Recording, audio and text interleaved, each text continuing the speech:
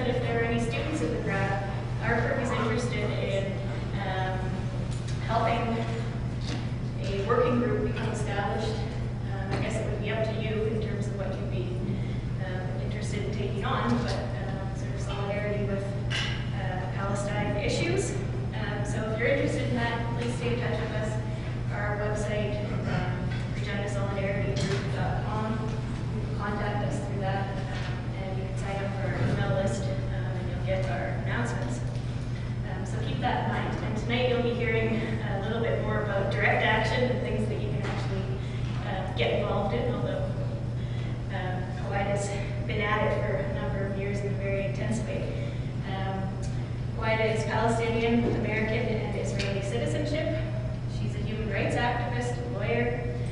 She's a co-founder of the International Solidarity Movement and a co-author of the book called Peace Under Fire, Israel, Palestine, and the International Solidarity Movement. She's currently the chairperson of the Free Gaza Movement, and since August 2008, she's led 5 successful sea voyages to the Gaza Strip. And she was traveling with the Gaza Freedom Flotilla, most recently when it was lethally attacked by Israeli forces on May 31st, 2010. She might be talking about that maybe tonight. But if any of you were lucky enough to be at the Kevin event last semester, you'll have also heard his first-hand account. So tonight, HUWAIDA will be speaking on direct action to the from direct action to the Freedom Flotilla, international solidarity, and the Palestinian freedom struggle. After her talk, we'll pass around a bucket. She'll be collecting money for some of these movements that she's supporting, and I'll also tell you about her closing social tomorrow night. So welcome, HUWAIDA.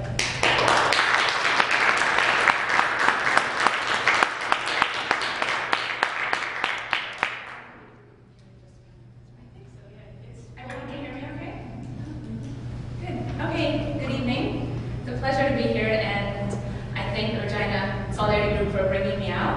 I'm especially happy to be part of Israel Apartheid Week, because I think it's about time that we start calling things for what they are. And I'll give you an example of how this has been convoluted over the last couple of decades. I was speaking 2 weeks ago, I think, at another university in Texas.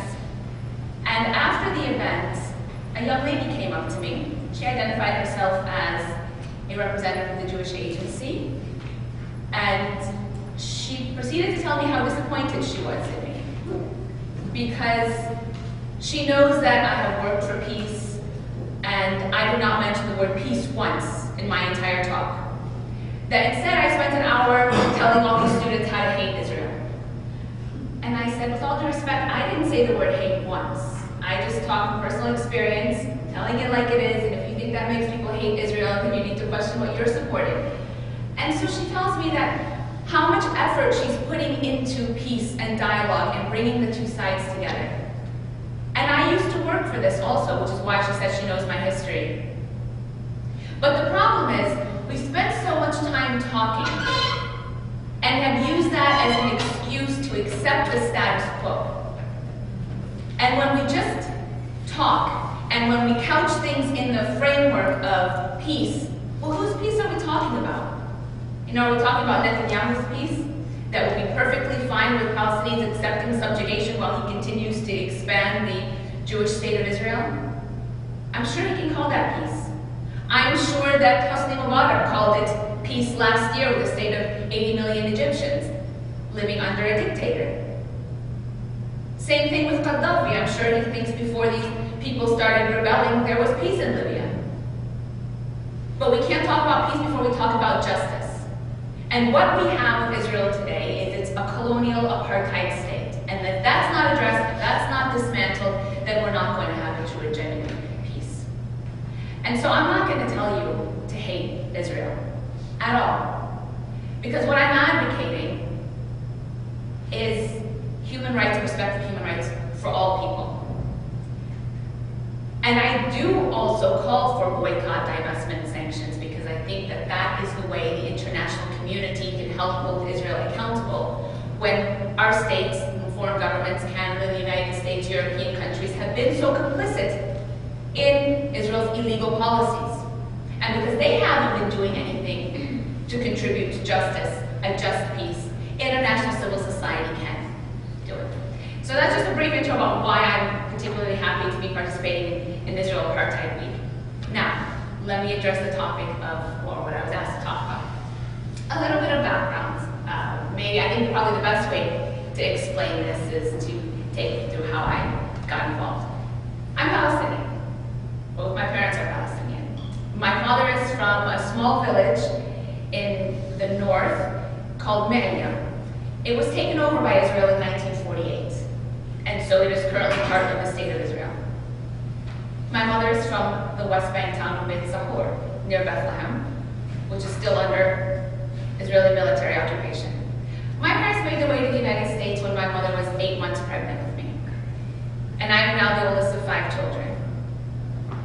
Because my parents didn't believe that they could give their future family, their children, a dignified life and opportunities that they wanted to give us. Either living in Huwida, where we're Israeli citizens, but we're not equal citizens. Or living in Beit Sahur, under Israeli military occupation. So I was born and raised in the United States. I think I got a fairly decent education. And I realized that I've had opportunities that most of my people don't have. So after I graduated from the University of Michigan, I decided to move to Palestine. I moved to Jerusalem. At the time, this was in the spring of 2000, we were in this era of a peace process, the Oslo peace process. And so I wanted to work for better understanding between Palestinians and Israelis. And so I accepted a job working for a conflict resolution organization that brought Palestinian children and Israeli children together. Generally, we work with kids between the ages of 14 and 16. They're old enough to be politically aware, but yet not too old, still young enough where their minds can be molded, where they are not set in their ways. And we wanted to break down these walls of hatred or stereotypes in the hopes of building a better future of leaders that would lead us to a brighter, peaceful future. About 5-6 months after I arrived in Jerusalem to work for this organization, the second intifada broke out. I'm guessing that most people know the history, but just briefly. September 28, 2000, Ariel Sharon, who was leader of the opposition at the time, an Israeli general with a lot of blood on his hands, decided to visit Haram al-Sharif, which is the Temple Mount to Jews. And not only was this disrespectful a desecration of a Muslim holy site, because he went up there with armed guards, but it was a purposely provocative visit, meant to give one message, that all of Eretz Israel, the land of Israel, belongs to the Jewish people, and we can go anywhere we want, anytime we want, even if it's your holiest, one of your holiest sites. This rightfully sparked anger in Palestinians, and the next day they took to the streets demonstrating, unarmed demonstrations. Israeli forces came at these unarmed demonstrators with lethal force. So on the first day of demonstrations, 7 Palestinians were killed. This sparked more anger and more demonstrations took to the streets in the West Bank, in Gaza, in Jerusalem, inside of Israel, more force. 12 Palestinian citizens of Israel were shot dead. One of them being one of the students, one of the kids that we worked with. He was 17 years old, his name was Asil Aslan, loved by his Jewish friends and his Palestinian friends, a dynamic personality, and he would have had a very bright future. He was wearing, his Peace, Seeds of Peace t-shirt when he was chased into an olive grove by an Israeli security guard, or it was their security forces, and he was shot at point blank range in the neck. And he died. The casualties in the West Bank and Gaza were even greater. So within the first month of unarmed demonstrations, 143 Palestinians had been killed. And this is before Palestinians had launched any attack on Israeli targets. And I'm not saying say, to compare Palestinian deaths with Israeli deaths. I say it as a prelude to what I'm going to say next, which is an attempt to give you an idea of what the feelings were like at the time. Palestinians were being faced with lethal violence.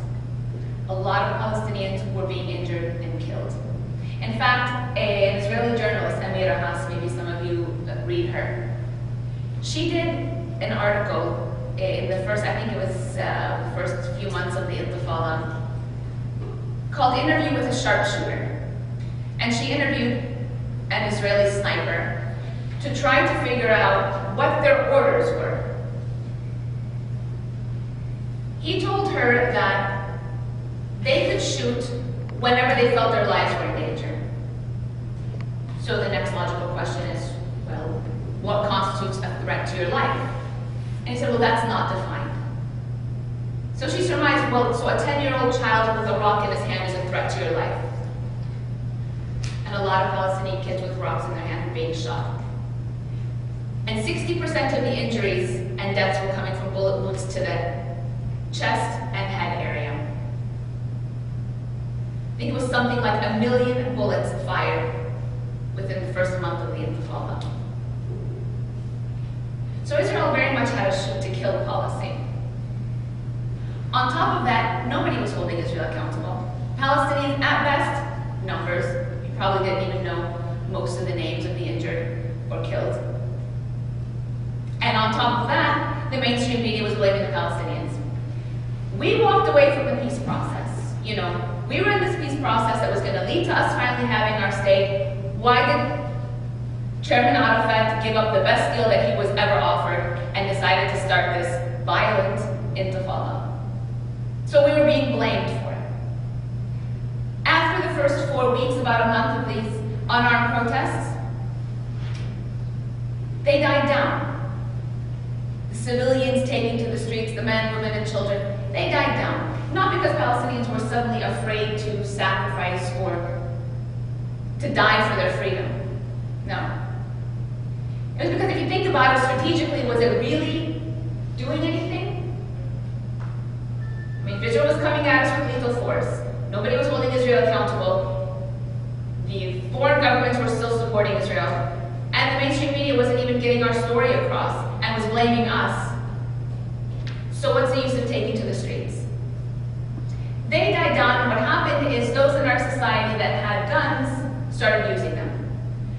So taking these rudimentary weapons and shooting at settlements, at checkpoints, at tanks, at armored personnel carriers, in ways that really didn't make much strategic sense at all.